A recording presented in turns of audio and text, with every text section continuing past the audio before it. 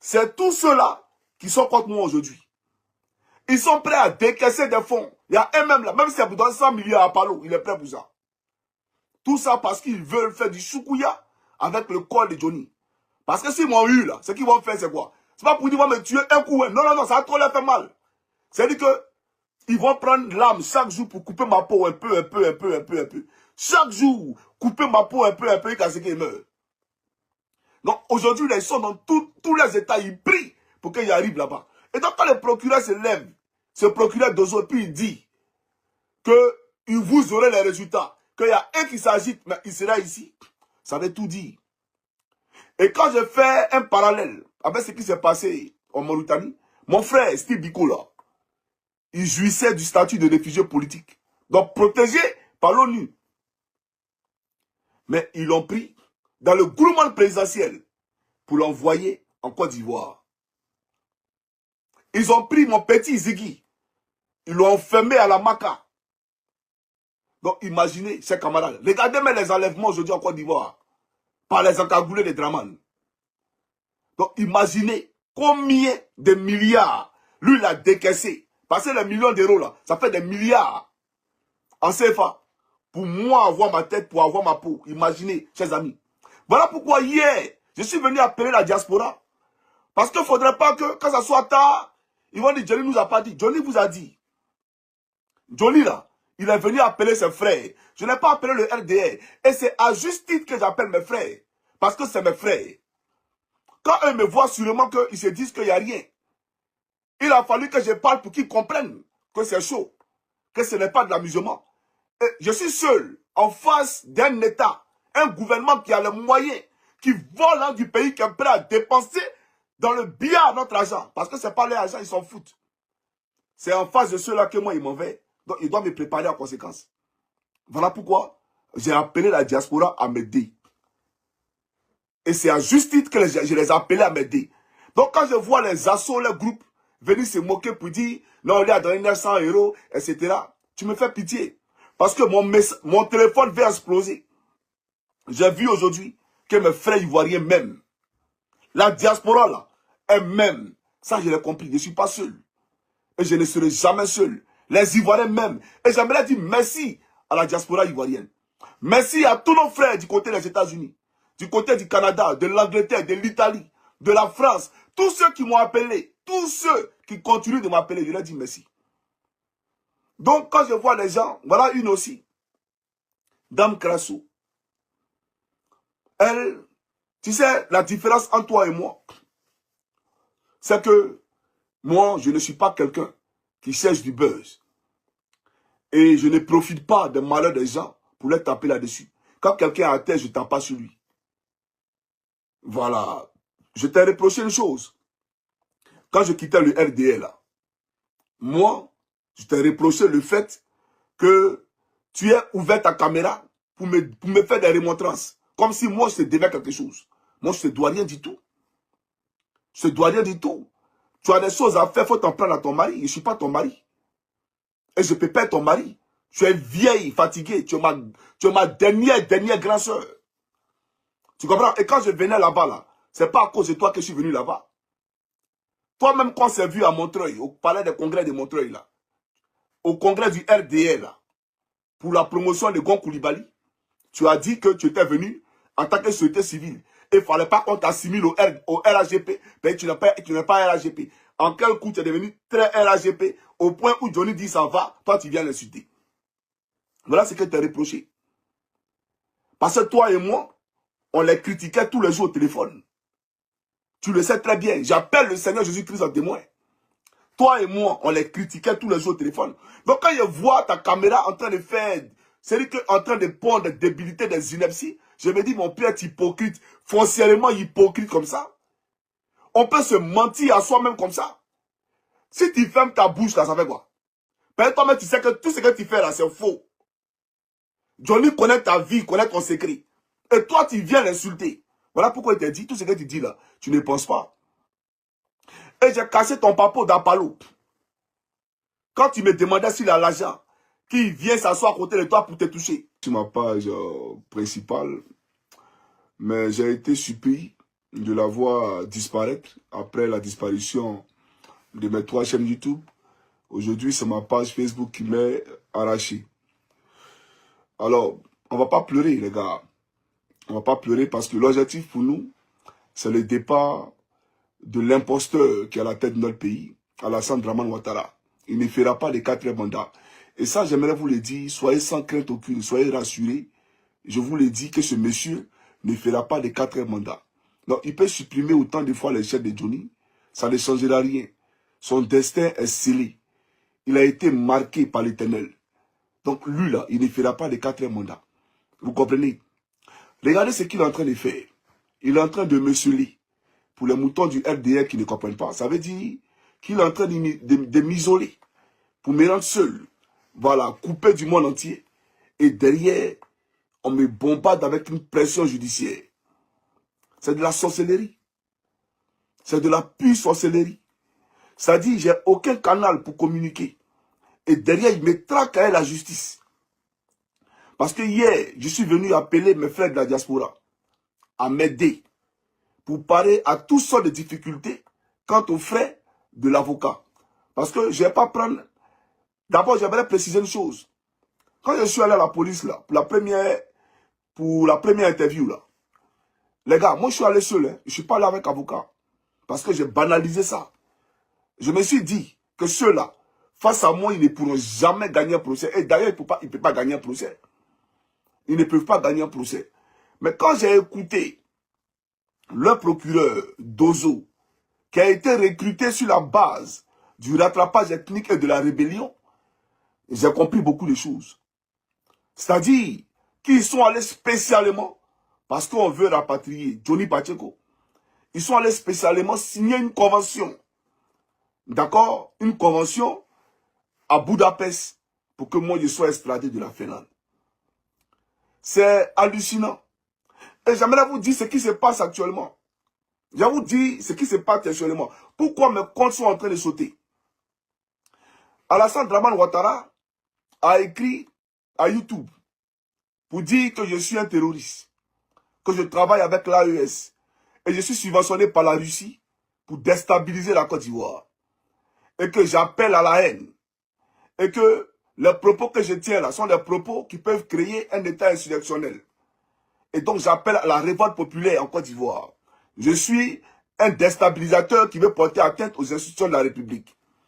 Voilà ce qu'il a dit à YouTube. Et on me l'a rapporté. Je vous ai dit, où vous dormez là, avant de dormir là-bas, nous on a ramassé nos matelas pour quitter là-bas. Rien de ce qui est caché dans le RDR n'est pas révélé à Johnny. Voilà pourquoi j'ai dit tout ce qui est court sera découvert. Vous avez fait une réunion, Naseneba Touré là, elle a fait une réunion. Et tous les artistes, y compris les rappeurs, pour dire qu'ils n'ont qu'à la soutenir dans sa lutte, pour menacer YouTube qu'il n'allait plus émettre en Côte d'Ivoire si ma chaîne n'était pas supprimée. Si ma chaîne n'était pas supprimée. Voilà dans quoi on est, chers camarades. Et donc, au même moment qu'on saisit YouTube, on saisit la Finlande. On saisit Facebook. C'est le même cas de figure. Donc, comme YouTube, c'est les affolés. Parce que, ici, là, c'est les êtres humains. La police, ils vont m'entendre. On va aller au procès. Voilà. J'aurai le temps de me défendre. Mais déjà, moi, on ne voit pas. Google. Et ils sont les voir là-bas. Et puis, on dit alerte maximale. C'est-à-dire, on me présente comme un ennemi public. On me présente comme étant un terroriste. C'est-à-dire qu'à Google, aujourd'hui, moi, je suis banni. On voit mon visage, la vidéo saute. Voilà Alassane Dramane Ouattara. Vous voyez un peu. Et ça devient de l'harcèlement. J'aimerais que les Ivoiriens le comprennent. Et donc, hier, là, moi, je suis venu ici pour appeler à l'aide. J'ai vu des gens qui font des trucs. Non, c'est un mendiant. Moi, je m'en fous de ça. Hein. Le Seigneur Jésus-Christ, il m'a dit à moi, Coucou Christ, faut frapper, ils vont t'ouvrir. Faut demander, ils vont te donner. Moi, j'ai en face de moi des gens qui ont volé tous les milliards du pays. Un simple directeur général de police. Il a 9 bâtiments. 1+5 à la Riviera Palmeraie. 5 000 milliards projetés pour 2025.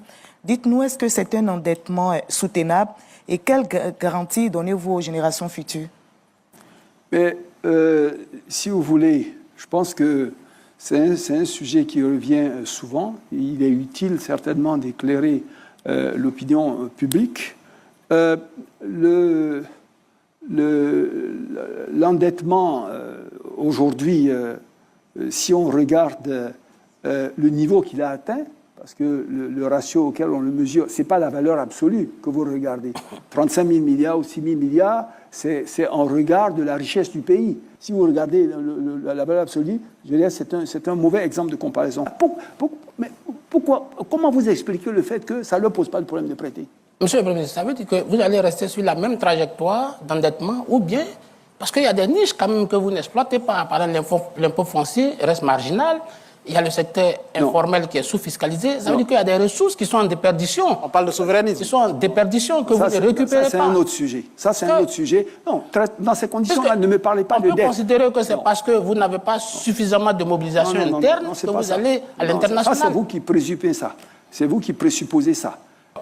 Monsieur le Premier ministre, avant de venir ici, j'ai examiné quand même le tableau de bord de l'emploi. C'est vrai, vous avez créé un certain nombre d'emplois, vous n'avez pas de 6 millions sur 10 ans. Mais le problème, c'est que la Côte d'Ivoire, en tout cas l'école ivoirienne, injecte à peu près 400 000 étudiants sur le marché de l'emploi. C'est énorme. Alors, quel est le programme que vous entrevoyez pour qu'on puisse absorber tous ces jeunes, d'autant que les mêmes études indiquent que les jeunes, si on ne fait rien pour que les jeunes soient insérés, ça peut être une bombe à retardement. Bien sûr, nous en sommes parfaitement conscients et dans ces projets de société que nous avons, c'est pour ça, je le disais, je dirais tantôt, le secteur privé, le développement du secteur privé est l'axe central, le pivot véritablement central de cette stratégie.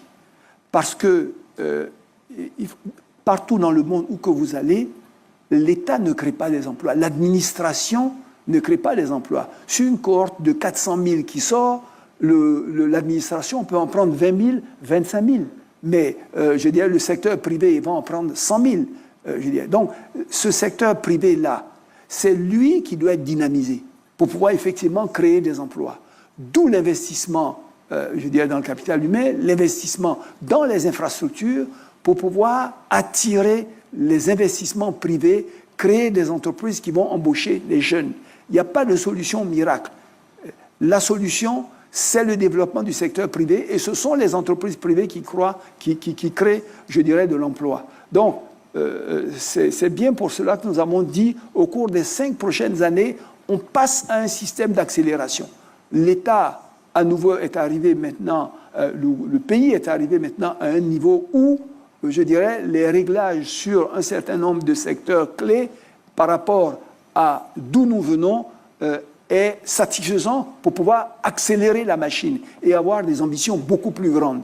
Donc, dans divers secteurs stratégiques, on va accroître l'investissement, qu'il soit national ou direct étranger, pour pouvoir investir dans des secteurs où il y a un potentiel énorme de création d'emplois. Dans le secteur agricole, on pourra en venir, dans le secteur industriel, dans le secteur tertiaire, dans tous ces secteurs-là, ce sont des secteurs à potentiel. Mais il faut investir, il faut créer effectivement de la valeur ajoutée, il faut créer des emplois et l'État va stimuler ça. Donc la réponse à l'emploi, c'est la création d'un environnement propice à l'investissement privé, créateur par excellence d'emplois et de revenus. Alors, sur la question de l'emploi, je vais parler des femmes.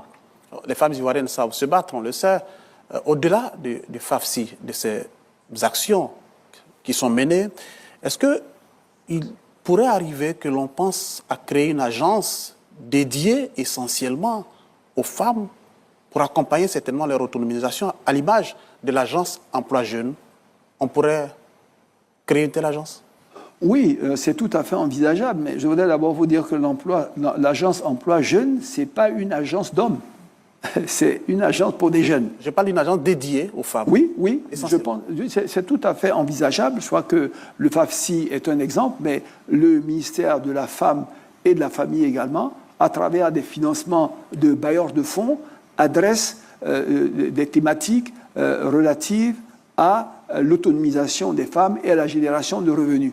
Bien sûr, ce n'est pas fait dans une agence particulière, puisque chacun de ces bailleurs de fonds ont des méthodes, je dirais, de gestion de projet et de décaissement bien particuliers auxquelles il faut s'adapter. On pourrait, je dirais, envisager de créer une agence qui est spécialement dédiée aux femmes, mais à mon avis, les agences existantes qui traitent de ces questions-là sont femmes sensibles et peuvent effectivement regarder le sujet de la femme. Parce qu'en même temps qu'il faut favoriser la femme et entrer dans une logique, je dirais, égalitaire, en même temps, la femme n'est pas moins que l'homme, voilà, donc elle doit recevoir une attention égale. C'est au niveau des hommes, je dirais. On parle de discrimination positive. De discrimination positive. Je veux dire, c'est au niveau de nous, dans l'exercice de ce qu'on fait, où on doit effectivement être, j'allais dire presque, femme sensitive, hein, parce que nous-mêmes, on ne porte pas un regard, je dirais, qu'il faut. Je veux dire, sans avoir cette agence-là, vous allez regarder dans certains services, vous allez regarder dans certains départements. Au moment où on fait les recrutements, on n'a pas cette sensibilité de se dire « mais il n'y a pas de femmes, il n'y a pas assez ». Moi, je sais qu'à de nombreuses reprises au gouvernement ou sur certains sujets, chaque fois qu'un ministre vient et propose des nominations, l'attention du président, c'est de dire « mais vous avez combien de femmes ?» Justement, quelquefois même à des ministres femmes, on dit mais vous avez venu nommer, il y a combien de femmes dedans? Donc ce que je veux dire, c'est que c'est un niveau de conscience, je dirais, pour nous tous, je dirais, cette conscience du sujet de la femme. C'est un sujet relativement important. On a l'impression, alors on a un débat comme ça, c'est bien théoriquement, puis vous retournez à la maison, et puis vous allez vous-même, qui venez de faire ce débat sur le plateau, avoir des comportements qui ne sont pas pro-femmes. Bon, en fait. Monsieur le représentant du candidat, on vous prend donc au mot. Après 15 ans de gouvernance, les femmes, on le constate, sont encore peu représentées dans les institutions, même dans vos gouvernements successifs. On est encore loin du quota de 30% espéré. Alors, est-ce que vous prenez l'engagement, au nom, puisque vous portez la voix du candidat du RHDP, de corriger cela en cas de victoire? Oui, je pense qu'on a... Au Rwanda, ils sont déjà à 50-50, hein? Où ça? Au Rwanda, par exemple. Oui, mais je pense que... Pas une parité au lieu d'avoir seulement de l'Est qui vient de les battre, là, hein, je crois, où le président est femme, la première ministre est femme, il y a pratiquement plus de 50% des ministres qui sont femmes, le président de l'Assemblée nationale est femme, enfin, ils ont battu tout le monde. Chez nous, il faudra encore attendre, monsieur le Premier ministre. Mais oui, il faudra attendre tant que les mentalités elles-mêmes... Parce que l'État, on se rend compte qu'on a pris des dispositions légales qui favorise, je dirais, les femmes et qui favorise l'inclusion des femmes. Maintenant, ce dont les femmes elles-mêmes se plaignent, c'est que ceux qui sont chargés de l'application de ces lois, ce sont les hommes. Et ils n'ont pas femmes... C'est pas vous qui me convenez. Ils ne sont pas femmes sensitives. Donc, eux-mêmes, je dirais, qui prennent ces textes ou qui sont chargés de l'appliquer, je dirais, doivent également améliorer ce niveau de... C'est un travail collectif. Le gouvernement fait sa part, le président fait sa part. Maintenant, on a un sujet de société. Ce n'est pas un sujet de gouvernement uniquement. Chacun dans sa maison, chacun dans sa famille, chacun dans sa région, on se rend compte, et moi je vous le dis, je suis président de région, je me suis rendu compte à un moment donné, quelquefois, que c'est vrai. Dans le budget de ma région que je fais, cette attention à la femme n'est pas aussi... vraiment, j'allais dire focus, mais n'est pas aussi centrée qu'elle devrait l'être. Donc, oui, il y a un sujet de la femme. Nous avons quand même fait, je dirais, des progrès. On a quand même des avancées notables, en tout cas en ce qui nous concerne, que ce soit, je dirais, au niveau des préfets, que ce soit au niveau, je dirais, dans la fonction publique, que ce soit au niveau de la police, que ce soit au niveau même de l'armée. Dans beaucoup de services, vous allez vous rendre compte que l'État fait un effort particulier pour que le taux, je dirais, des femmes s'accroisse. D'accord. Et quel effort le candidat du RHDP, s'il est élu, fera pour mettre fin au féminicide qui inquiète de plus en plus, parce que de plus en plus de femmes meurent sous les coups de leurs conjoints? Quelle réponse politique ferme allez-vous apporter? Alors aujourd'hui, le dispositif légal, je dirais bien sûr, sanctionne assez sévèrement toutes ces infractions ou tous ces comportements, mais on est allé plus loin, on a mis des dispositions où dans les commissariats de police, on a un département spécifique qui est chargé de traiter de ces questions où les femmes peuvent venir se plaindre. Et on a fait en sorte que ce personnel-là soit féminin, de façon à ce que la femme soit plus à l'aise quand elle vient pour exposer son cas. Donc c'est déjà quelque chose de positif et qui permet aux femmes de venir beaucoup plus facilement, parce que quand c'était les hommes, elles avaient le sentiment que de toute façon, l'homme en face d'elles prendrait parti pour l'homme. Avec les femmes, ça s'est amélioré de façon significative et je pense qu'on va poursuivre dans cette direction-là, non seulement en matière de sanctions, mais également en matière de dispositions administratives, de dispositions organisationnelles qui permettent d'appliquer les textes que nous avons pris et d'appliquer les dispositions qui protègent les femmes. Avant de parler, de passer maintenant au troisième pilier pour parler économie, je voudrais, monsieur le représentant du candidat, vous poser cette question concernant les programmes de filets sociaux, et ça c'est parlant de solidarité, les programmes de filets sociaux productifs, la popote familiale qui permet donc d'aider des milliers de ménages vulnérables. Mais de plus en plus de familles, malheureusement, continuent encore, sautent des repas, les loyers, les denrées flambent. Alors, dites-nous, monsieur le représentant du candidat, beaucoup d'Ivoiriens qui disent ne pas s'en sortir.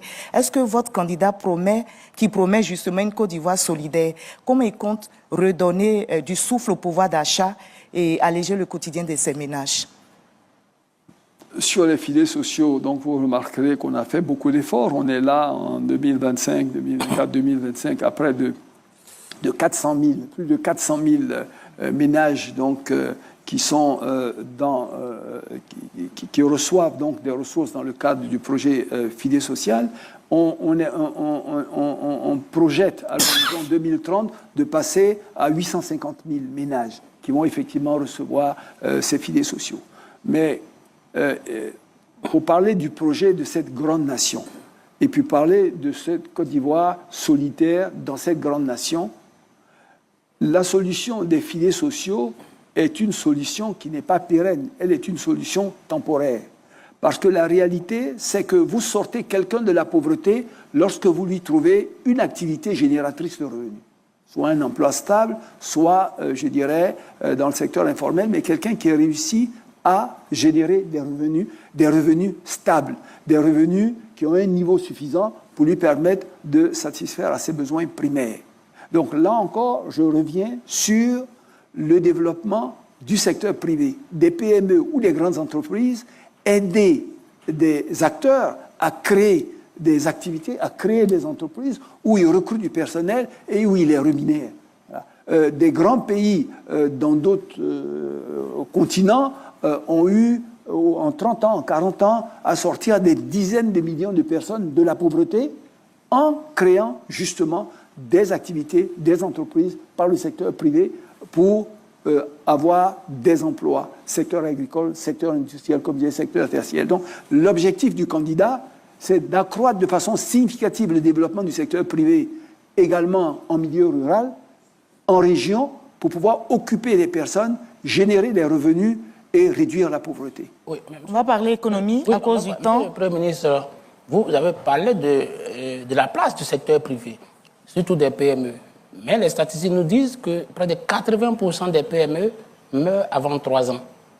Les raisons, une fiscalité lourde, un coût des investissements un peu rigide, des problèmes de financement qui ne sont pas toujours là. Alors comment vous allez résorber cette question ? Des initiatives ont été prises en particulier au niveau des PME pour adresser, je dirais, la question de l'appui au développement des PME. Et celle qui a été prise récemment et qui est donc en œuvre actuellement se retrouve dans la création de ce qu'on appelle le GUD, le guichet unique donc, du développement des entreprises des PME, qui comprend essentiellement 2 grands volets.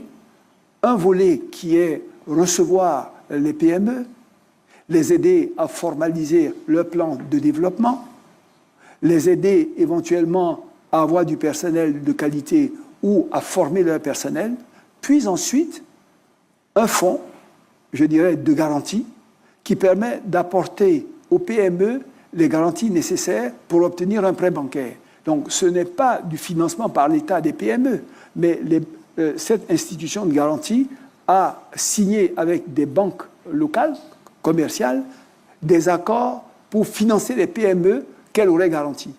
Aujourd'hui, en l'espace d'un an, on parle de plus de 2000 financements qui ont été obtenus par les PME.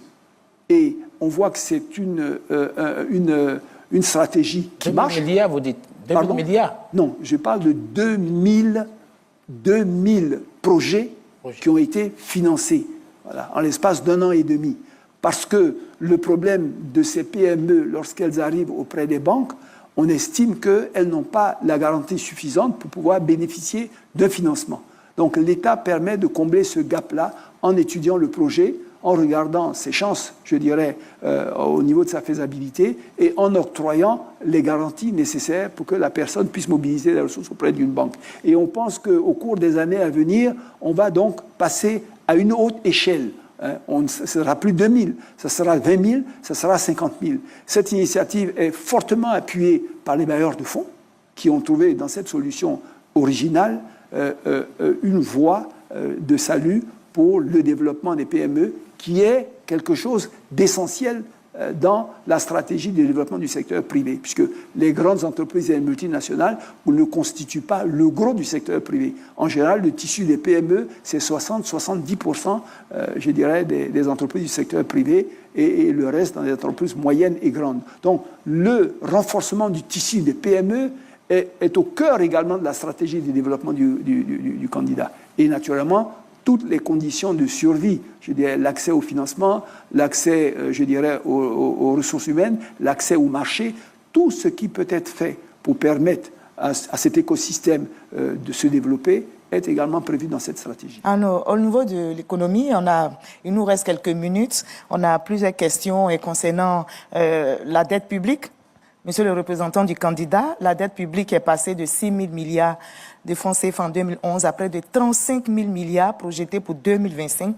Dites-nous, est-ce que c'est un endettement soutenable et quelles garanties donnez-vous aux générations futures? Mais, si vous voulez, je pense que c'est un sujet qui revient souvent. Il est utile certainement d'éclairer l'opinion publique.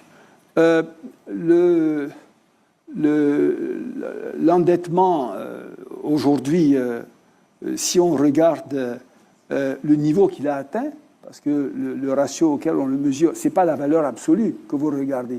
35 000 milliards ou 6 000 milliards, c'est en regard de la richesse du pays. Voilà, on avait 6 000 milliards, mais le ratio de la dette sur le PIB était de 69%.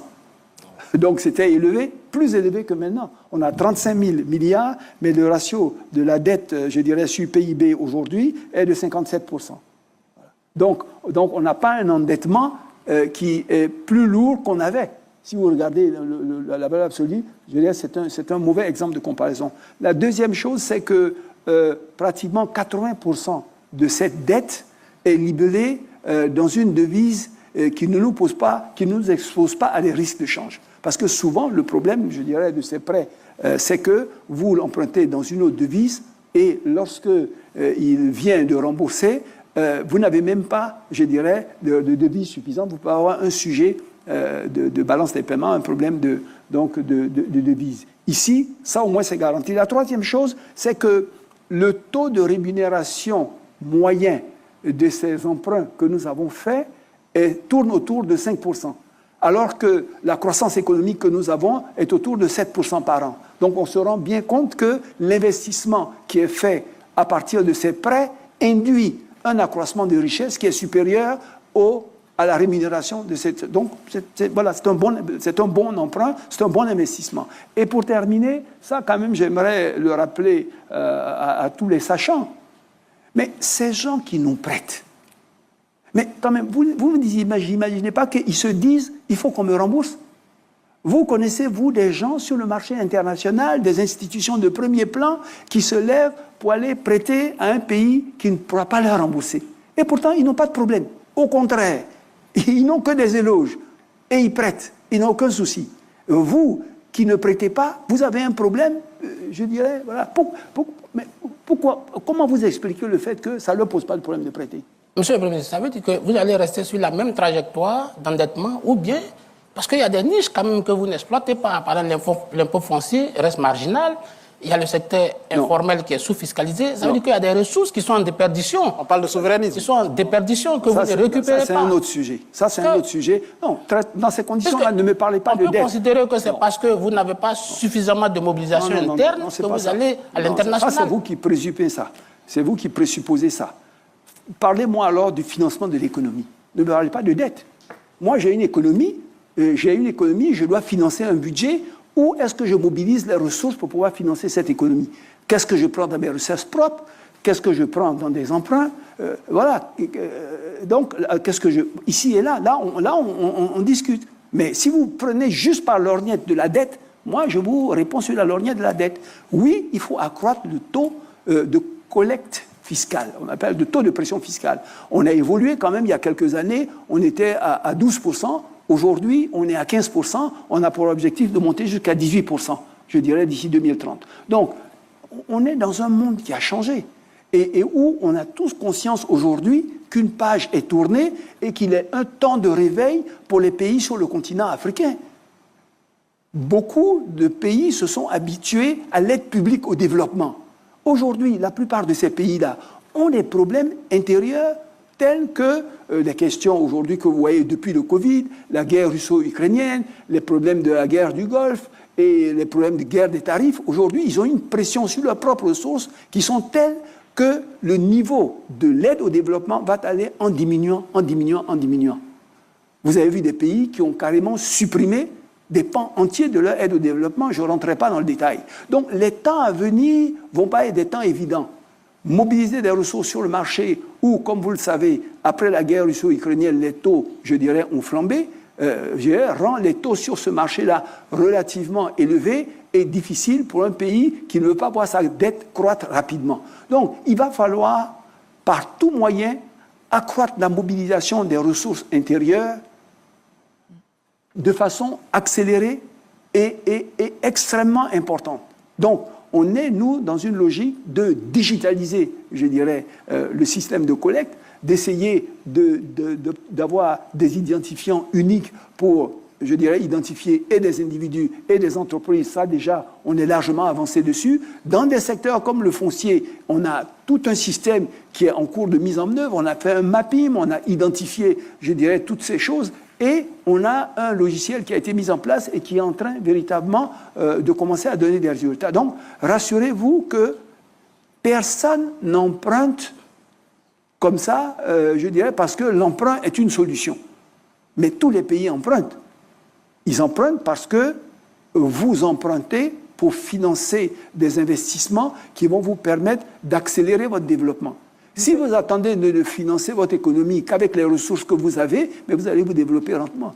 Le problème, c'est qu'il ne faut pas prendre un emprunt pour financer un secteur qui n'est pas productif ou alors faire un investissement qui n'est pas efficace, qui n'est pas rentable. Mais tant que la dette est utilisée à bon escient pour financer des secteurs qui ont effectivement une rentabilité, alors l'investissement est efficace et dans ces conditions, il faut le faire. Monsieur le représentant du candidat, c'était 90 minutes d'intervention. Je rappelle qu'il nous reste 7 minutes pour clore cette émission. Vous aurez un temps pour vous adresser aux populations ivoiriennes qui vous regardent pour leur dire pourquoi ils doivent à nouveau vous faire confiance.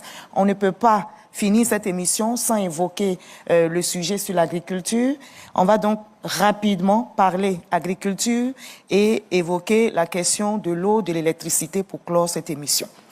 Alors, et du logement. Et du logement rapidement. Alors, une question parce que il faut qu'on puisse réussir cet exercice en 3 minutes. Alors, monsieur le représentant du candidat, le prix du cacao est passé à 2800 francs CFA le kilogramme, celui du café à 1700 francs. Décision saluée par les producteurs notamment, mais jugée électoraliste par vos adversaires. Cette tendance sera-t-elle durable après les élections?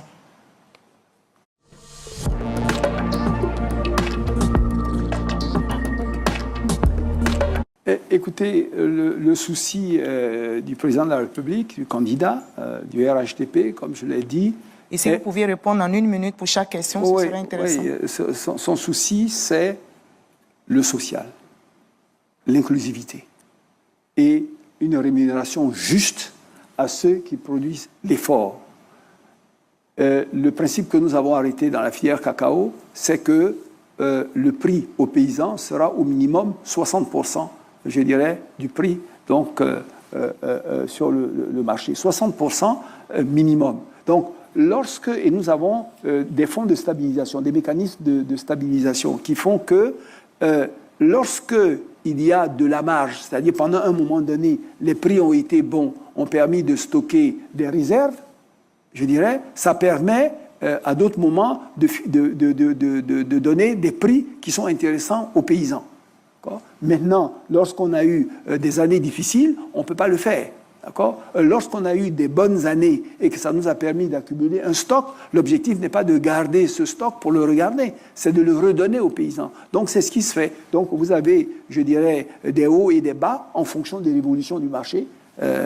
Vous savez que justement on a quitté un système spot pour venir à un système de vente par anticipation des marchés pour stabiliser les prix, je dirais, aux populations à un niveau qui leur permet véritablement de couvrir leurs besoins. Donc là, si les cours se portent bien et que ces fonds de réserve sont alimentés, mais les prix seront encore meilleurs. Si les années sont mauvaises et que ce stock, ces réserves sont faibles, ben écoutez, le prix va être ajusté en fonction. Alors, on va parler de mécanisation rapidement. L'ancienne Bakayoko, mécanisation et transformation rapidement et pour évoquer la question du logement. De transformation aujourd'hui. Oui. Le cacao, à peu près 50% aujourd'hui. Oui. Mais pas seulement le cacao, il y a le cajou, on est à peu près à 21-24% de transformation. Oui. C'est beaucoup pour le cacao, mais ça reste marginal pour le cajou. Et je voudrais que vous nous apportiez une solution aussi pour l'ananas aujourd'hui qui est complètement en déperdition. Ils ne donnent pas à manger à toute la Côte d'Ivoire. Tu as compris? Donc, il ne faut pas emmerder nos parents. Tu les laisses tranquilles dans la pauvreté. Tu les laisses tranquilles dans la chaleur.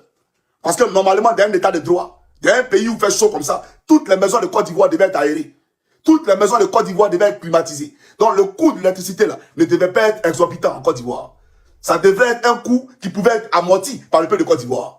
D'accord? Mais un État où vous ne vous occupez de personne, ce que tu vas voir là, les Ivoiriens qui sont dans les rues là, il y a un programme social pour eux. Il y a une prise en charge effective de l'État de Côte d'Ivoire pour ces gens-là. Des gens qui sont oubliés, vous dans votre portefeuille, c'est payer les fonctionnaires. Une fois les fonctionnaires sont payés, le reste on s'en fout. Et puis vous partez, le reste, vous partez par le pouvoir. Parce que depuis que vous êtes au pouvoir, vous vous en foutez de la vie. Ils vivent ou ils vivent pas, ou comment ils mangent ou comment ils mangent pas, c'est pas un problème. Vous vous moquez d'eux. Maintenant aujourd'hui, vous partez leur parler de quoi? Pendant les 15 ans de pouvoir de Ouattara, comment ils ont mangé là? Vous pouvez nous expliquer? Comment ils ont fait pour soigner les enfants? Vous êtes au courant de ça? Comment ils ont fait pour scolariser les enfants? Vous êtes au courant de ça? Des gens que vous avez oubliés, et aujourd'hui vous venez vous rappeler d'eux parce qu'il y a une élection, il ne faut pas y avoir sorti, il ne faut pas arrêter ça. Hein. Vous avez compris? De toute façon, vous les avez mis au tiroir là, et vous avez cadenassé le tiroir, et vous avez fermé le tiroir, laissez-les là-bas. Allez parler à vos fonctionnaires que vous payez là. C'est eux que vous prenez en compte. Le reste là, laissez-les tranquilles. Vous avez compris? Vous laissez les Ivoiriens tranquilles. Parce que vous ne savez pas comment ils vivent, comment ils dorment, et comment ils mangent, comment ils se soignent. Vous ne savez pas tout ça là. Toi, par l'autre, tu vis dans le climatiseur. Tes enfants sont dans le climatiseur. D'autres maisons en France, ta fille est en France. Tu as compris? Tu as acheté une maison pour ta fille en France. Elle vit dans sa propre maison à elle. Tu peux expliquer ça aux gens? Il faut arrêter ça. Hein. Il ne faut pas emmerder les gens. Et tu ne pourras pas freiner cet élan de libération de la Côte d'Ivoire. Ce vent qui est en train de souffler pour un renouveau dans notre pays, tu ne pourras pas le freiner. Il faut que tu le comprennes. Toi, le corrompu. Si tu es corrompu, tous les Ivoiriens ne sont pas corrompus. Tu as compris? Draman ne s'occupe de personne. Et votre avancée dont vous parlez là, parlez-nous de l'avancée. On te donne à manger là. Les élections. Parce que c'est celui qui ne les a pas gagnés qui a semé des troubles. Je crois que c'est ça la raison. Alors quand j'ai demandé qu'on récolte les voix, ce n'était pas une phrase en l'air. Vous avez vu vous-même dans les documents dont dispose l'accusation et sur lesquels les voix des électeurs sont répertoriées. Vous avez vu que dans la seule ville de Bouaké, ils ont ajouté 100 000 voix à mon adversaire. Pour paraphraser le président Gbagbo. C'est ce qu'il a dit. Alors, pour dire quoi? Pour dire que on est en campagne, les gars, on est en campagne. Draman et ses candidats choisis sur le volet. Ses candidats LDR choisis. Et puis, ils ont commencé déjà à voter. Est-ce que Simon est au courant? Est-ce que Simon Gbagbo est au courant que les gens ont commencé à voter? Est-ce que Blé Goudé est au courant qu'ils ont commencé à voter? Est-ce que Jean-Luc Bion est au courant qu'ils ont commencé à voter? Donc, Gbagbo n'avait pas tort. En disant que dans la seule ville de Bouaké, il y a eu plus de votants que d'inscrits sur la liste électorale. C'est ça la réalité. Mais on va dans la profondeur, il y a quoi les gars? Chaque homme africain peut les Côte d'Ivoire. Je vais vous présenter ici ce dont parle le président Gbagbo. Suivez, c'est parti. C'est de ça que le président Gbagbo parlait là. Et il dit ça là. Fatou Bensouda avait ça. Et que les différents magistrats de la CPI, ces juges là, ils avaient ça. Et on dit, lui il a perdu l'élection.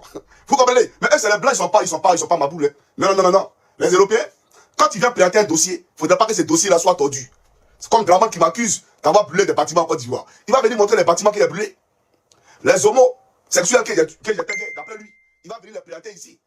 Les enfants qu'il a donnés à Maplot, tu vas les montrer ici. Donc vous voyez le RDR est un parti vraiment disjoncté. Je ne sais pas si c'est le sang de nos ancêtres qui crie justice à l'éternel là, qui les rend disjonctés. Mais le RDR est un parti disjoncté. Ils ont menti sur le président Gbagbo. Et ils pensaient qu'ils allaient aller où? Nulle part. Vous avez pensé qu'ils allaient aller où? Donc voilà un peu la réalité. Maintenant, pour nous qui protestons, j'aimerais dire aux différents corps habillés, d'abord, retenez une chose, ces Ivoiriens. Voilà ce que Apollo raconte aux corps habillés nordistes à la gendarmerie. Et Kouyaté raconte aux policiers nordistes à la police. Parce que vous savez que depuis que Draman a pris le pouvoir, les recrutements de la gendarmerie et à la police ont été faits sur la base ethnique. D'accord? Et voilà pourquoi les présentations au drapeau et les prestations de serment, vous voyez beaucoup de personnes, beaucoup de musulmans qui sont là-bas, d'accord? Parce qu'il n'y a que les enfants qui sont prêts à, bien entendu, travailler sur le terrain. Qui a gagné les élections?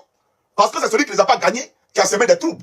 Je crois que c'est ça la raison. Marche des terreurs au Liban, c'est un fait. Donc quand nous les dénonçons, on les dénonce en connaissance de cause. C'est ça la réalité. Quand ils viennent dans nos pays, là, les passeports ne sont pas confisqués. Par contre, quand nos frères vont là-bas, nos soeurs vont là-bas, elles sont violées. Les passeports sont confisqués, donc elles n'ont pas d'identité. Les patrons disposent de comptes pour les sang. Ils ne peuvent pas sortir du territoire. C'est ça la réalité. Les droits de l'homme sont bafoués, sont violés au Liban. Vous comprenez? Le brassage éducatif vient dans le pays de quelqu'un là. Il y a ce qu'on appelle l'intégration. Il faut t'intégrer. Voilà, moi Johnny Pacheco, ici là, j'écris en finlandais, je parle finlandais. Vous comprenez? J'aurais été d'un pays anglophone, ça aurait été plus facile parce que j'écris en anglais, je parle en anglais. C'est ce qu'on appelle l'intégration. Même en Côte d'Ivoire, c'est vrai qu'on est né ivoirien, on parle français à la naissance. Mais quand on parle d'intégration dans la culture ivoirienne, c'est quoi? Aller à l'école, apprendre à lire et écrire, apprendre l'histoire de la Côte d'Ivoire, qui est le président de la Côte d'Ivoire, quelqu'un te rappelle ces dates qui ont marqué l'histoire de la Côte d'Ivoire. C'est ça l'intégration. Donc nous-mêmes ivoiriens, on s'intègre aussi en Côte d'Ivoire. Mais ceux-là, leur intégration dans notre pays, ils n'ont qu'à nous citer, on va voir. Qui nous cite leur intégration en Côte d'Ivoire, des gens qui vivent en Autarcie. André Mafia, c'est dit qu'ils ont créé un État, un bloc dans notre pays. C'est eux qui projettent les Ivoiriens des balcons. C'est eux qui tirent à bout portant sur les Ivoiriens. La première et la dernière fois. La prochaine fois que moi, il y a un plan qu'un Libanais a tiré sur les Ivoiriens, Wallahi Bilahi, si le Dieu que moi il prie, vous n'allez pas croire ce qui va se passer en Côte d'Ivoire. Vous n'allez pas croire ce qui va se passer en Côte d'Ivoire. La prochaine fois que vous tuez un, c'est 4 ont tué. C'est là que vous allez comprendre que c'est pas de vos corps seulement que le sang coule là. Vous allez comprendre que la vie là, il y a un moment donné, il ne faut même pas la terre. Résultat, et c'est la rue qui lui a redonné son pouvoir. Le problème qui se pose aujourd'hui, c'est qu'on a détruit tous les instruments de captation des excédents du produit café-cacao, c'est laissé entre les mains des multinationales. Donc ce qui revenait à la caisse stable est aujourd'hui entre les mains des multinationales. Et ces multinationales, ce n'est pas nous qui les gérons, c'est des multinationales qui ont des licences d'exportation de café et de cacao, à côté de petites PME et de coopératives qui ne captent qu'une marge très faible. Et donc, il n'y a pas réinvestissement, il y a exportation de capitaux. Et donc, pour investir, on a besoin d'emprunter. Et voilà pourquoi la dette aujourd'hui augmente, parce que les ressources internes diminuent à cause du fait que toute la richesse créée s'en va à l'extérieur, à cause du code d'investissement et évidemment des accords monétaires, la libre transférabilité des fonds, etc., etc. Et donc, toute la richesse créée s'évapore. Et donc, pour investir, qu'est-ce qu'il faut? On s'endette. Voilà pourquoi la dette ne fait que croître. Depuis la réduction de la dette en 2012, 2011, 2012, la dette ne fait que croître. Et aujourd'hui, on a un paquet de dettes de 30 000 milliards qu'il faut rembourser. Et les échéances, ça tourne quand même autour de 5 000 milliards par an. Et donc, pour financer ça, qu'est-ce que la Côte d'Ivoire va faire? Elle est obligée d'emprunter. Et donc, on rentre dans un cycle de surendettement progressif qui va aller jusqu'à étouffer complètement la Côte d'Ivoire. Mais pour payer les échéances, la Côte d'Ivoire n'a que 2 marges de manœuvre. Augmenter les recettes internes. Sur quoi? Sur l'eau l'électricité, le téléphone, etc., les biens de consommation courante, le riz, la tomate, le loyer, les barrages routiers, maintenant on met des barrages sur des routes financées par l'État pour collecter de l'argent, tout ceci pour faire face à l'énorme charge. Quel est votre projet justement, si vous estimez que ce point-là n'est pas intéressant pour notre pays? J'explique d'abord. Très bien. Ce que j'explique là, c'est les conséquences du consensus de Washington qui veut que l'État se désengage de l'économie au profit des multinationales. Et donc, ce désengagement-là nous coûte très cher aujourd'hui. C'est qu'on est obligé de s'endetter et pour rembourser la dette, on est obligé d'aller chercher dans la poche des consommateurs. Justement, les solutions que vous proposez. Réengager l'État dans l'économie. Parce que nous avons besoin de constituer un fonds souverain. Quand vous prenez aujourd'hui le cacao, vous avez sur le marché international, le prix du kilo est entre 5 000 et 6 000 et ça va jusqu'à 10 000 quand on va en Russie ou à chose dans des pays comme proches de la Russie. Et donc vous avez des prix très élevés du prix du cacao. Et donc qu'est-ce qui se passe?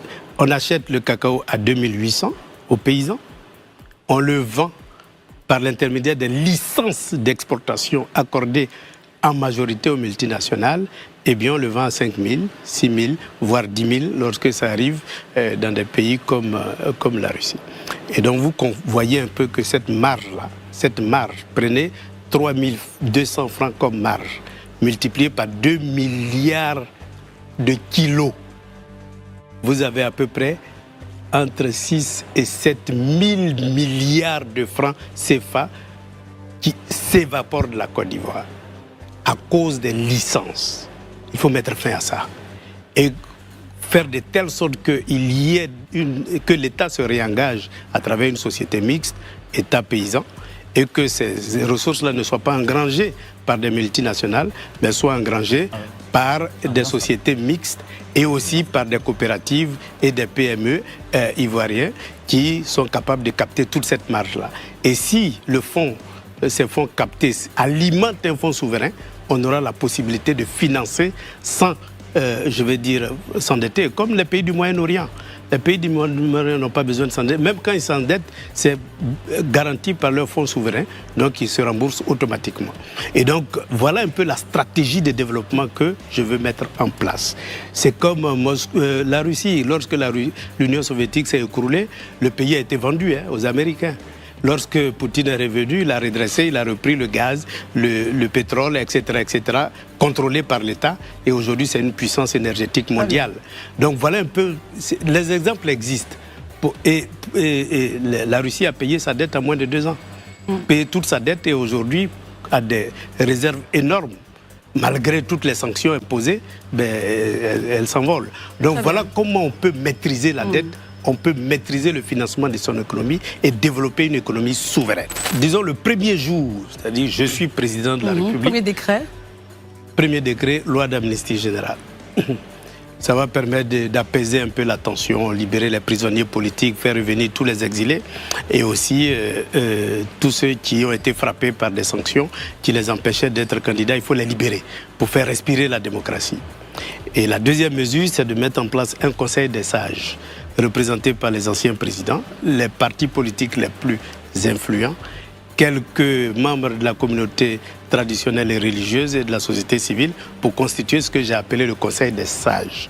Ce Conseil des sages-là va mettre en place une commission électorale indépendante parce que les membres seront approuvés par ce Conseil qui est forcément non partisan puisque tous les partis politiques sont là et les choix se font par consensus.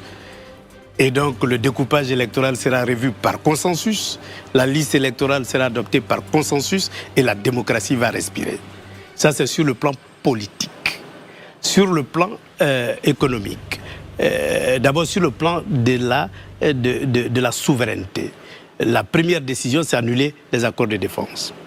Parce que sans ça, eh bien l'armée coloniale qui est venue par agression, parce qu'elle n'a pas été invitée en Côte d'Ivoire par négociation. Elle est venue par agression et a occupé tout un territoire et continue d'exister. Ton agresseur d'hier ne peut pas être un bon gardien. Donc il faut que cette armée-là quitte le territoire ivoirien, Comme elles ont quitté la Grande-Bretagne, et le Ghana, le Nigeria, tous les pays anglophones, eh bien les armées sont parties. Vous pensez que le départ, par exemple, du 43e BIMA, monsieur le candidat, s'il vous plaît, on va rester sur l'accord de défense avec notre mission. Vous pensez, par exemple, que le départ du 43e BIMA ne représente rien, justement, ça part un bon signal? Pour vous, c'est rien du tout? Rien du tout. Pourquoi? Parce que les technologies militaires ont évolué. Vous savez, si vous assistez un peu à la guerre en Ukraine ou bien au Moyen-Orient, vous constatez que les coups partent à des distances incroyables. Hein, et donc, quand vous êtes autorisé à tirer, vous tirez de partout. Donc, 43e BIMA, je vais dire, bon, ça ne sert plus tellement à rien. Très bien. Et ça coûte cher inutilement. Parce qu'il faut entretenir sur place tout un bataillon, alors que vous pouvez rester en France et puis tirer sur la Côte d'Ivoire. Ça, c'est pas un problème. Monsieur le candidat... Mais quand je parle de souveraineté, je parle de souveraineté de la Côte d'Ivoire. Je m'inspire des autres souverainetés, c'est tout, c'est des références. Mais je ne viens pas copier des modèles. Je m'inspire. Quand je parle du cacao, la Russie ne produit pas du cacao. Quand je parle des secteurs à récupérer, la Russie n'a pas ces secteurs-là. C'est en Côte d'Ivoire. Donc quand je dis que je vais mettre en place un fonds souverain, ce n'est pas un fonds souverain russe, c'est un fonds souverain ivoirien pour financer l'économie ivoirienne. Mais vous garantissez dans les Ivoiriens que vous n'allez pas, une fois élu, prendre, ou du moins à cette souveraineté dont vous parlez là, c'est juste un changement, je dirais, de partenaire, remettre tout entre les multinationales russes, qui elles aussi sont très offensives actuellement en Afrique, et tout le monde est d'accord avec. Est-ce que c'est pas ça? Laissez-moi vous expliquer. Le monde multipolaire, ça veut dire qu'il y a plusieurs pôles. Et ma stratégie, et il a bien lu, je prendrai le meilleur de chaque pôle. Que ça vienne de France. Moi, j'ai étudié à l'école des ponts et chaussées de Paris. C'est l'une des meilleures références au monde.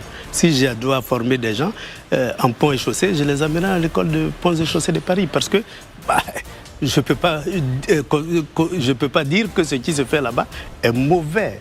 J'ai mangé le fromage parisien, il est très bon, je continuerai. Et donc, je vais dire que là n'est pas le problème. Je choisirai le meilleur. S'il se trouve en Russie, je vais le chercher. Et en matière de défense et de sécurité, la Russie est une grande puissance, a beaucoup de technologies en matière de cybersécurité. La Russie est une grande puissance.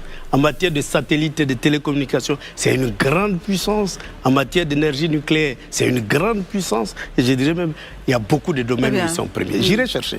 En matière industrielle, j'irai en Chine. Parce que c'est la plus grande puissance industrielle au monde. Et les meilleures technologies, ils fabriquent maintenant des usines clés en main. Vous voulez commander une usine de cacao, ils vont vous envoyer. Sur le président Ouattara, je vous ai parlé des infrastructures. L'économie est tirée par les infrastructures, mais pas par l'industrie. Très bien. Pourquoi? Parce qu'ils sont dans le processus de Washington où l'État doit se désengager du secteur de la production. Moi, ma stratégie de développement économique, c'est de réengager l'État dans le secteur de la production. Il nous reste... C'est différent en matière de doctrine et en matière de résultats sur le terrain. Sous le magistère du président Ouattara, on a quand même des Ivoiriens qui ont construit des usines. Je vais prendre par exemple les frères Diakité, qui ont ouvert une usine de broyage de fèves de cacao à Divo.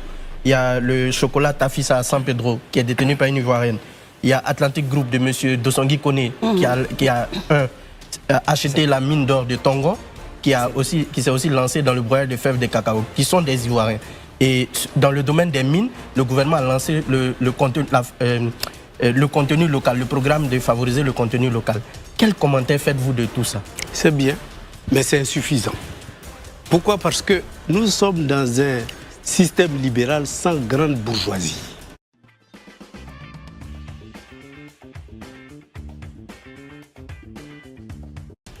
Il y a quelques bourgeois qui ont la capacité d'investir et qui investissent, c'est très bien.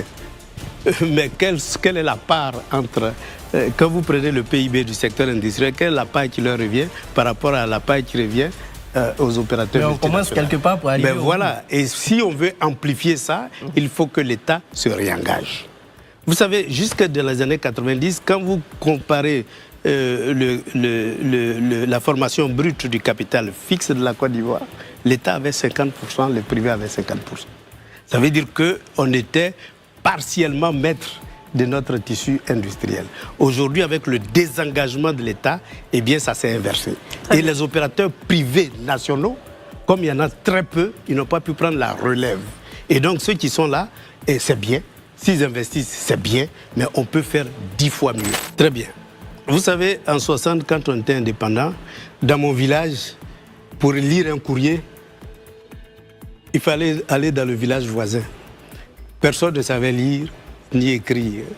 Quand je dis en 60, c'était en 56, parce qu'en 60, il y avait eu quand même quelques instituteurs qui étaient venus.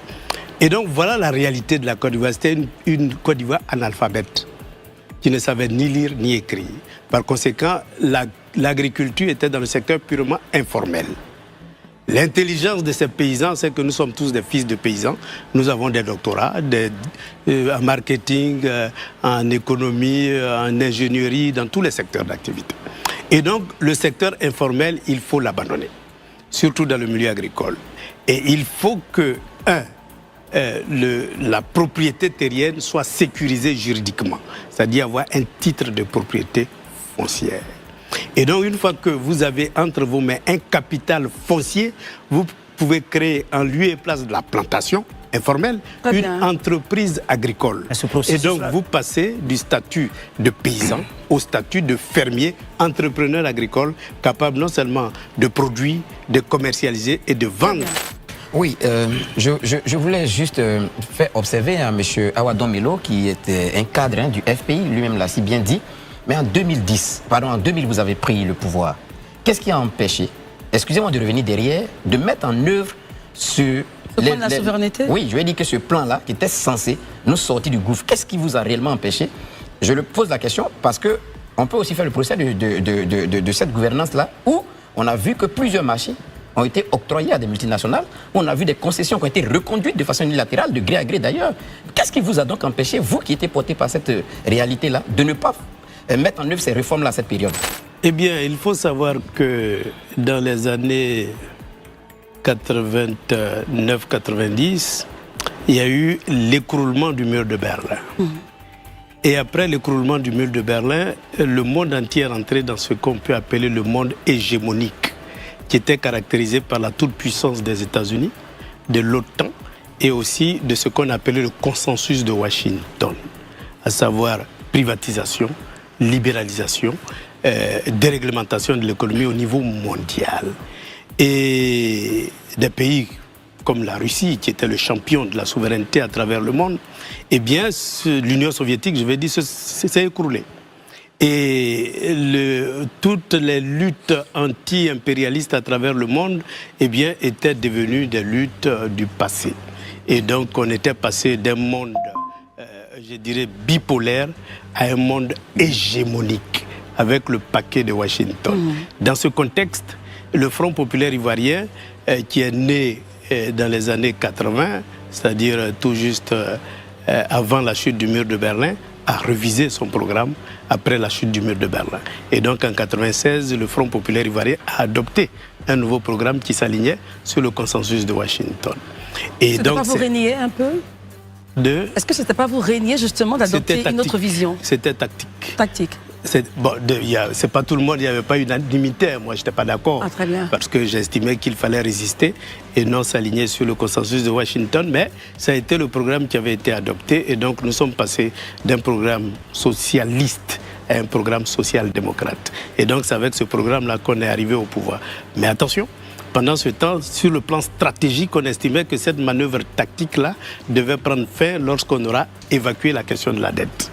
Et malheureusement, on a voulu faire des réformes dans le secteur du cacao et du café pour remettre ce secteur-là, qui était passé de la caisse stable aux multinationales. On voulait remettre ça aux paysans. Et puis, de 2000 à 2002, eh bien, on a fait toutes les réformes nécessaires pour faire face à la dette et faire des réformes fondamentales, puisque le cœur de la richesse de la Côte d'Ivoire, c'est le cacao. Il fallait remettre le cacao entre les mains des paysans. Et puis en 2002, il y a eu la tentative de coup d'État. Et les accords de Marcoussis qui...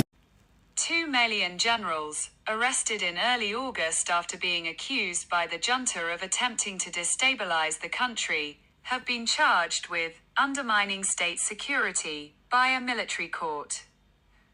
According to judicial and security sources and their lawyers on Thursday, November 13th. Abbas Dembele and Nema Sagara, respectively a brigadier general in the army and a general in the Air Force, are among dozens of military personnel arrested and imprisoned in early August after being suspected of plotting to overthrow the junta led by Assimi Goïta. They were subsequently dismissed from the army in early October, along with 9 others. According to a judicial source, the 2 high-ranking officers appeared before a military court on Wednesday and Thursday. They were formally charged with attempting destabilization and undermining state security by the investigating judge of the 4th Military Chamber in Bamako, the source said on condition of anonymity. A security source confirmed their indictment on the same charges.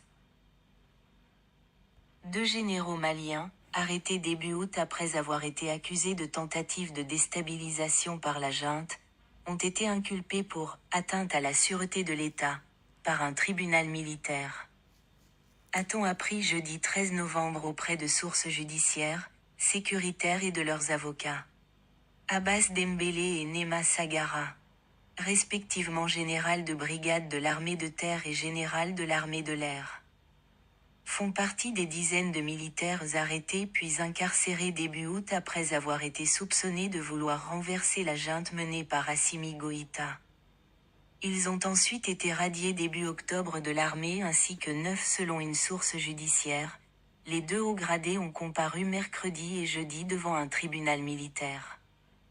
Ils ont formellement été inculpés pour tentative de déstabilisation, atteinte à la sûreté de l'État, par le juge d'instruction du 4e cabinet militaire de Bamako. A-t-elle indiqué sous couvert d'anonymat. Une source sécuritaire a confirmé leur inculpation pour les mêmes charges. En mission à Agboville, d'accord? Et d'après eux, c'était pour aller maintenir l'ordre là-bas parce que les jeunes d'Agboville n'étaient pas d'accord avec le 4e mandat. Et ils ne sont pas d'accord. Et c'est leur droit, ils ne seront jamais d'accord. Il faut que Ouattara le retienne. Alors il est allé là-bas. Et voilà des gendarmes qui ouvrent le feu, d'accord, sur la population. Ils vont mentir pour dire que c'est la population qui a ouvert le feu. Mais si la population avait des armes, Ouattara n'allait pas s'asseoir là.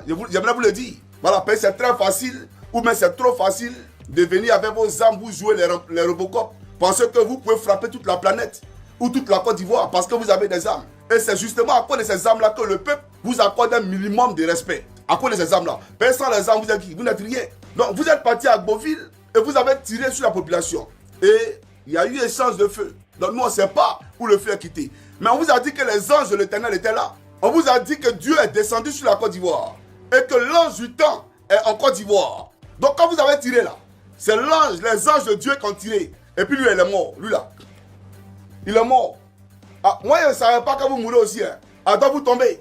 Vous les gendarmes là, vous tombez aussi. Vous voyez, Apollo a fait une femme qui est devenue veuve. Ton mari n'a rien demandé. D'abord, lui, il est devenu officier sur la base du rattrapage ethnique. Sur la base du rattrapage ethnique. Maintenant, Apollo l'a envoyé à l'abattoir pour aller affronter Dieu. Vous partez affronter l'Éternel lui-même.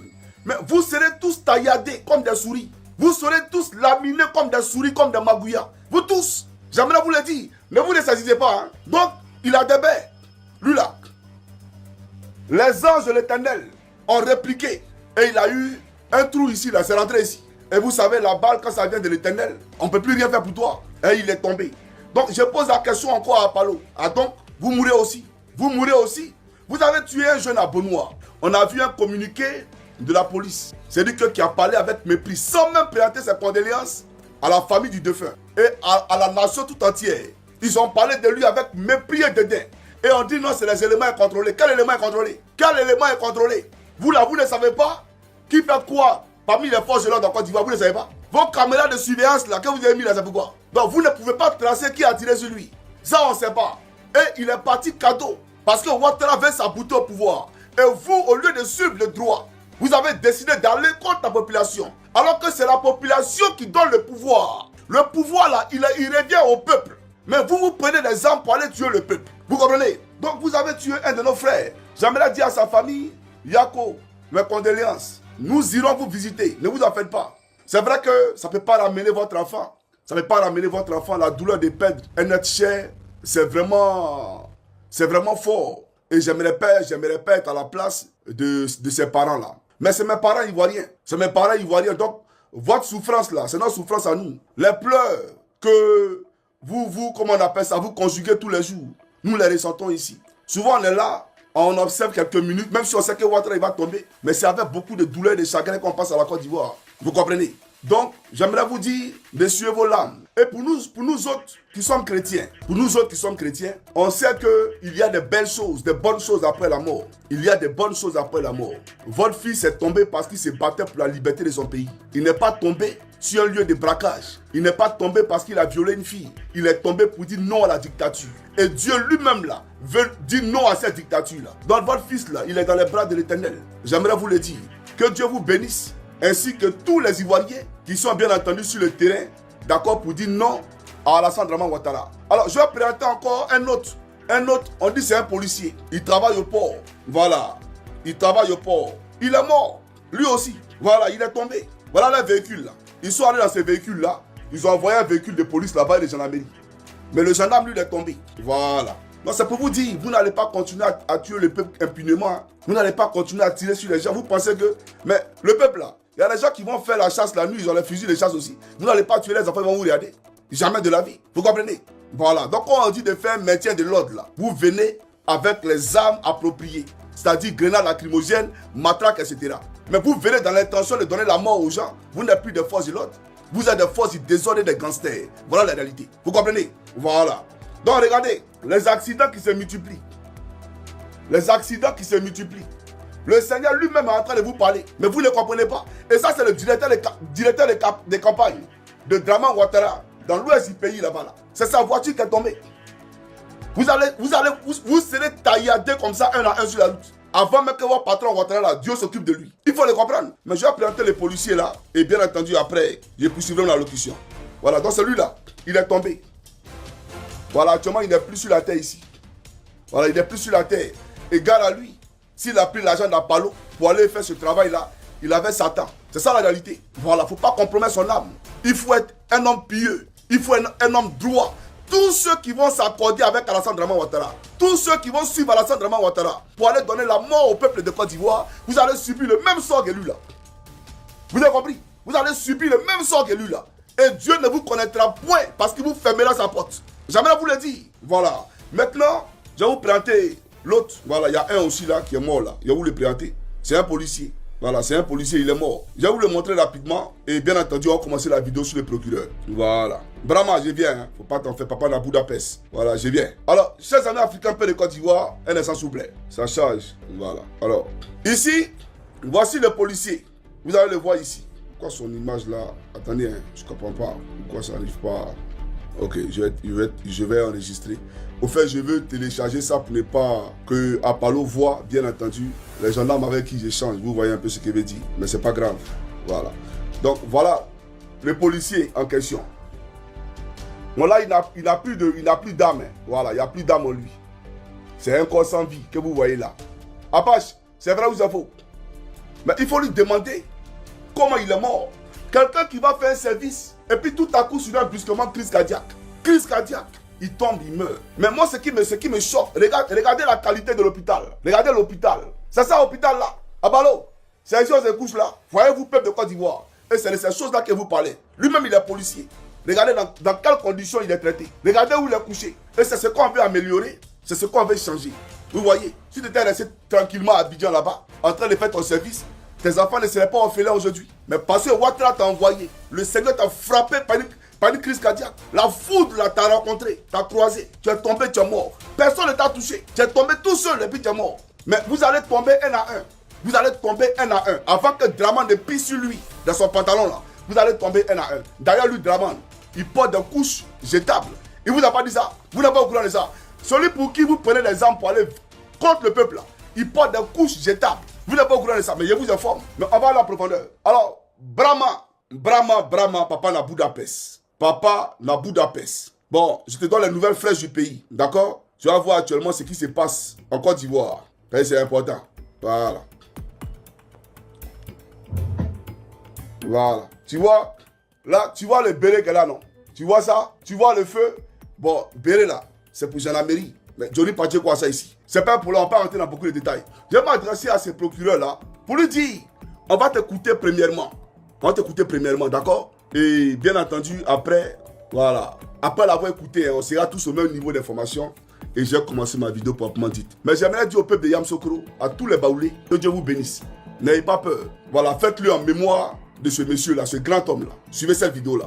Est-ce que vous considérez qu'il a trahi le pacte que vous affirmez avoir passé avec lui lorsque vous avez accepté de ne pas être candidat lors de la dernière élection en 2015, un pacte selon lequel le candidat pour la prochaine élection prévue en 2020 serait issu de votre parti? Lui a affirmé, continue à affirmer, qu'il ne vous a jamais fait cette promesse. Qui ment?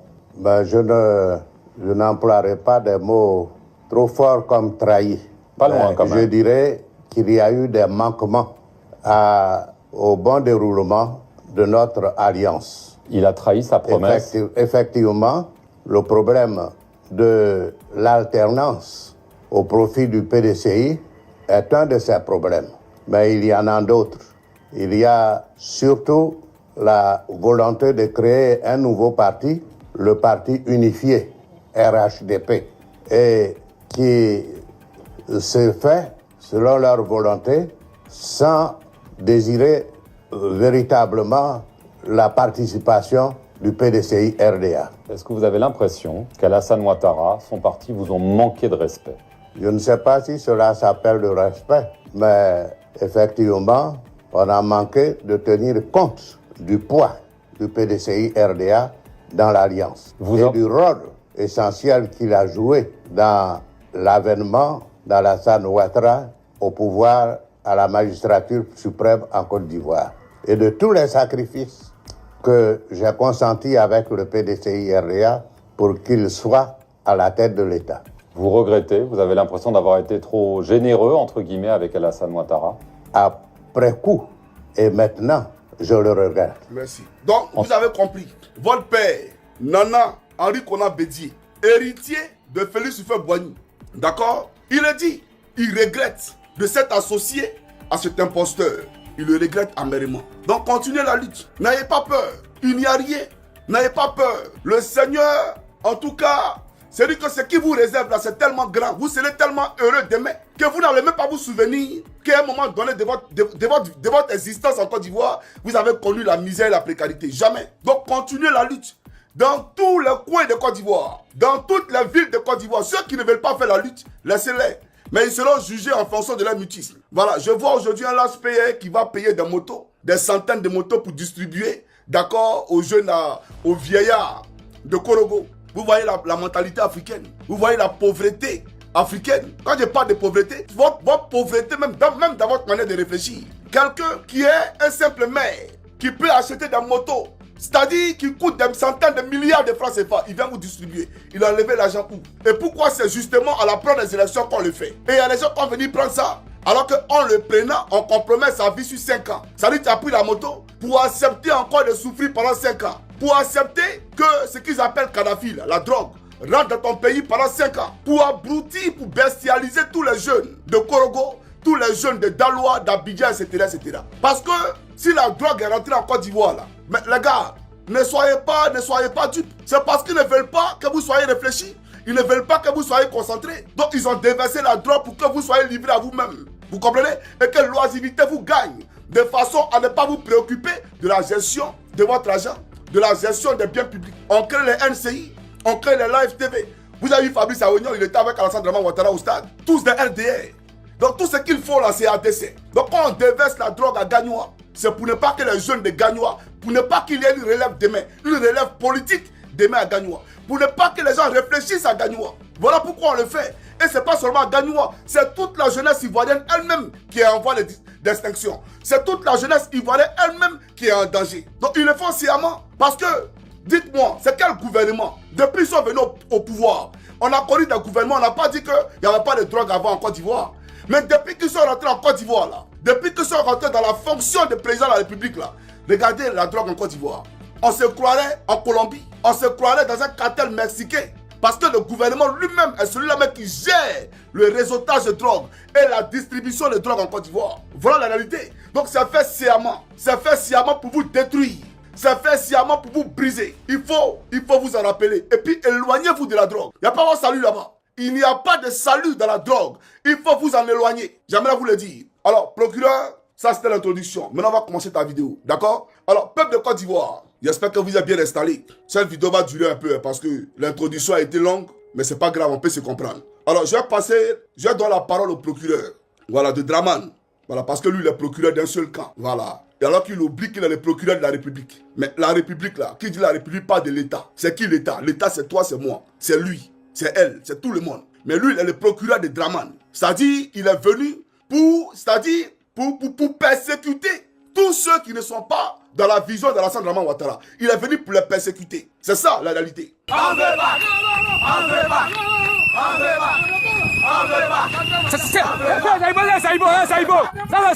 C'est Saïbo.